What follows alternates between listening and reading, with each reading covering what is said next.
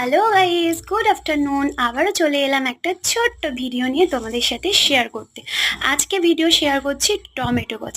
দেখো আমাদের টমেটো কত বাগান হয়ে আছে, প্রচুর টমেটো হয়েছে। তোমাদের সাথে আমি শেয়ার করতে পারিনি কারণ আমি জমির দিকে বেশি আসি না। তো আজকে একটু টমেটো তুলতেই এসেছিলাম।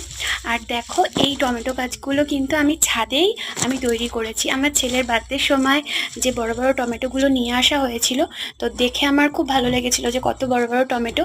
বাট অতটা বড় এখন হয়নি কারণ এখন টমেটোর সিজন চলেই গেছে প্রায়। তো সেই দানা আমি গাছে টবে দিয়ে দিয়েছিলাম।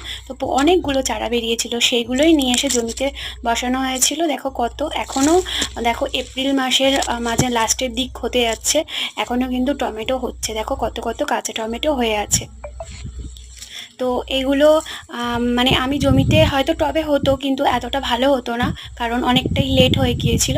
সেজন্যই আমি আমার শ্বশুরকে বলেছিলাম যে এগুলো জমিতে বসিয়ে দিয়েছে। এখনও পর্যন্ত টমেটো হচ্ছে আর গাছগুলোও কিন্তু খুব ভালো আছে। দেখো কত টমেটো হয়ে আছে। আর এই সাইডে দেখো, দেখো আরও পেকে গেছে। আর এগুলো জানো তো বেশি লাল লাল হলে পোকা হয়ে যায়, তাই জন্য একটু একটু হলুদে থাকতেই পেকে যায়। অ্যাকচুয়ালি এগুলো তো দেশি টমেটো। তো ভিডিওটা ভালো লাগলে নতুন বন্ধুরা চ্যানেলটা সাবস্ক্রাইব করো।